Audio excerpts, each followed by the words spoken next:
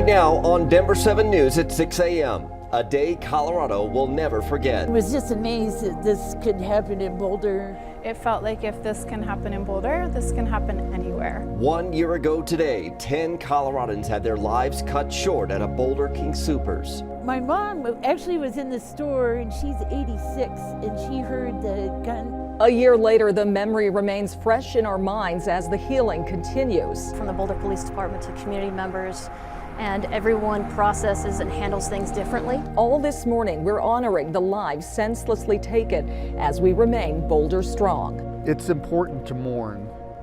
It's important to remember. And when you're ready, it's important to think about what we could be doing better. Looking ahead and looking back today, we know there are several events happening for the community to reflect and remember.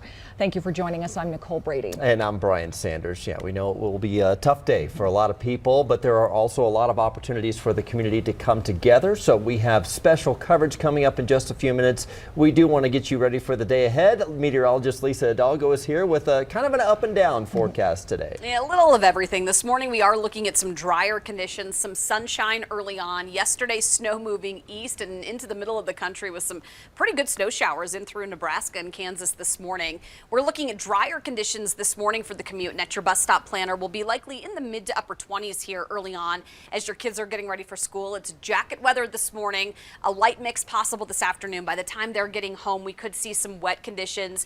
Very little accumulation expected today, but it is going to be a little messy and definitely windy, especially east of I-25. Right now, looking at highs that are going to be in the low to mid 40s here in town, 20s with about 1 to 3 inches of snow expected here in the northern and central mountains. And you can see on Futurecast by 3 o'clock some of that wet weather and those windy conditions. Coming up, we'll take a look at the timing a bit more on this and then how it's all going to clear out and warm up by the end of the week. Yeah, I had a report of a couple of truckers saying that it's really windy out there to the eastern plains, blowing them around a bit. This is I-70 out there right now east of Lyman. You can still see some slick conditions. I-70 is open. It's also open in Kansas, even though it's really treacherous conditions out there. You can see the winds affecting the camera right now. Take a look at the drive from Air Tracker 7 across downtown. Here's Colfax at I-25. This is the northbound side of 25. Headlights of the southbounders. There's Meow Wolf and there's Mile High. So you can see them there. But a good drive for us coming in from Lakewood going across downtown. Dry roads anywhere you want to go, and you can see that here on the map as well. Just a lot of green out there. We do have a closure on 287 because of some railroad work. I'll have full details on that and how to get around it coming up in just a few minutes. The drive to or from the airport looks good, and the rest of the commute wide open for you, but anywhere else you want to go. It's a difficult day in Colorado, marking 1 year since the lives of 10 people, our neighbors and friends, were cut short by a gunman at the King Soopers in Boulder. And we want to take a moment this morning to read their names. They are Denny Stong, Nevin Stanisic, Ricky Olds, Traylana Barkowiak, Suzanne Fountain, Terry Leiker, Officer Eric Talley, Kevin Mahoney, Lynn Murray, and Jody Waters. And each of them were valued members of our community. They were mothers, fathers, business owners, and dear friends. And the redesigned Table Mesa King Soopers store is closed today to honor their lives. We have our team in Boulder this morning. Christian Lopez has a look at the Resource Center still providing resources to people a year after this tragedy. We want to start with Colette Bordelon outside Boulder Police Headquarters. And Colette, Officer Eric Talley, one of those killed, continues to be honored for his bravery.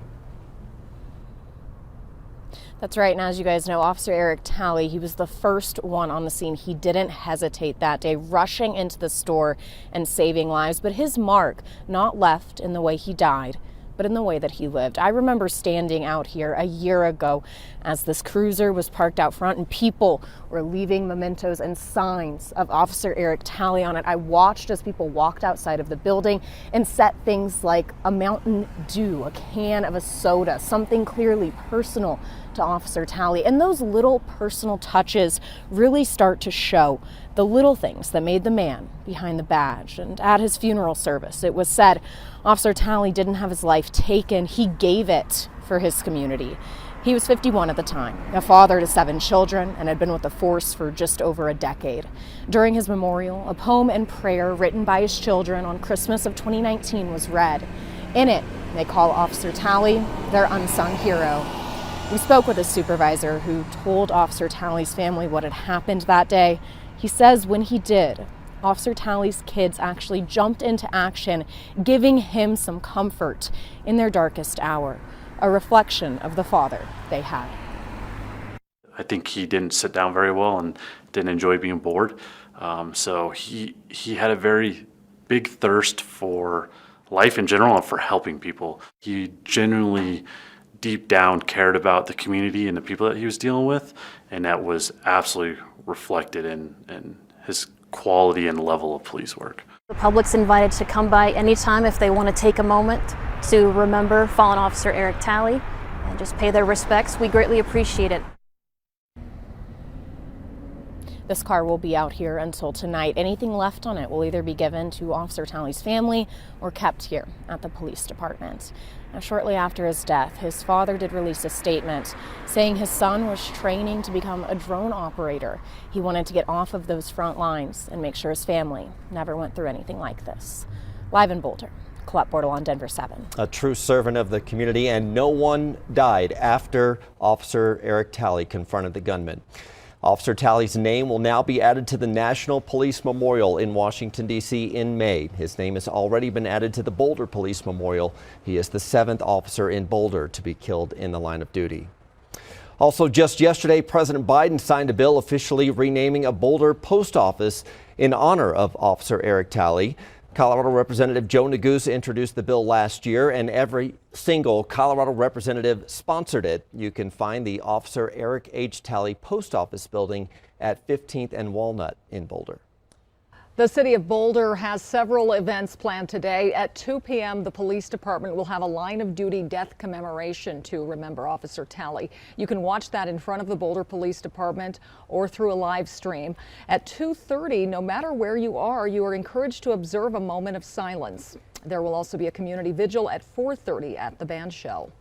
The Boulder Resource Center opened in the aftermath of the shooting to provide mental health resources to the community. Denver 7's Christian Lopez joins us now from the store on Table Mesa. And Christian, a year later, the needs have changed, but counselors are still busy trying to help people heal. Yeah, Nicole, they are. They're still helping around 200 people a month. And this week, the center has seen an increase in people coming in, and they expect to see a lot more today on this painful milestone. And it really is a great resource for people for their healing process. They have massage therapy, yoga, they have comfort dogs that go in. It also features a beautiful art therapy room, and there are counselors ready to help. And because healing works in a complicated way when there's a traumatic event like this, the center saw some people come in for help right away. But for others, it could take a little longer. Someone who maybe didn't need help a year ago may be needing it now. And the center is there to support them and meet them where they are in the healing process. One thing that's really important to mention for people is that any kind of feeling is normal. So some people might be feeling numb, they might be feeling angry, they might be feeling scared, they might be feeling sad. All of those feelings are normal and valid. And that's why our counselors are here as well, just to support people where they are. It really is a wonderful resource for people in the community. The center is located on Baseline Road, and it's open 6 days a week. You don't need an appointment, and they will be there today if you need it. We are live in Boulder this morning. I'm Christian Lopez, Denver 7. Thank you, Christian. While the focus today, of course, is on the victims and the healing, we know some of you are wondering about the status of the suspect. Doctors believe he will soon likely be considered competent to stand trial. There's a new review hearing set for April 15th. Until then, a judge has ordered him to the state mental hospital in Pueblo. Boulder Strong was a phrase that came out of this tragedy, and the spirit is still alive a year later. Coming up in our next half hour, we're talking to community members about resilience and how 2 victims' legacies are living on. We'll also have a look at the Colorado Healing Fund, which is using millions of dollars in your donations to support victims, families, and the community. Switching gears now, by the end of today, we could know who will be the next superintendent at Douglas County Public Schools. According to tonight's school board agenda, the board will consider a resolution offering the job to either of the 2 finalists. They are Aaron Kane or Danny Windsor. Whoever is hired will replace Corey Wise. The board's new majority fired him back in February. The board will also discuss its response to a judge's order requiring its majority to follow open meeting laws. A judge found the 4 new board members violated open meeting laws by having private one-on-one discussions about the former superintendent's future before they told him he could resign or be fired. Well, Colorado still has a team in the college basketball postseason. Yeah, we're putting all of our rooting behind Go the Bears, UNC yes. Bears right now. They are moving on in the college basketball invitational tournament. They beat UNC Asheville yesterday, 87-84. The Bears now face UNC Wilmington tomorrow night for the semifinals. Lisa. It is going to be a pretty mild start to our day, but take a look at our snowfall totals potentially within the next 24 hours. Not that impressive. In fact, we're looking at a trace, very little accumulation expected, but we will see some wet conditions this afternoon in the mountains, likely picking up another 1 to 3 inches by late tonight, early tomorrow. Then it clears out and we are in for some really pretty spring-like weather. How does 70s sound? Oh, Jason? sounds great. I'll show you one coming up. We're fantastic. Right now we have a good drive out to the east side, even though we do have this spin out that's still being worked on I-70 right by Central Park. You see it's mostly off to the side, so traffic is really not delayed too much, but you will see that as a hazard. Again, eastbound I-70 getting out by Central Park, Havana, and Peoria. Criticized for low prices that led to long lift lines, Vail Resorts seems to be trying to reverse course. How much more you'll pay for a ski pass next season? Also, get ready to pay more to tame historic inflation. Financial regulators are preparing to get much more aggressive with their rates.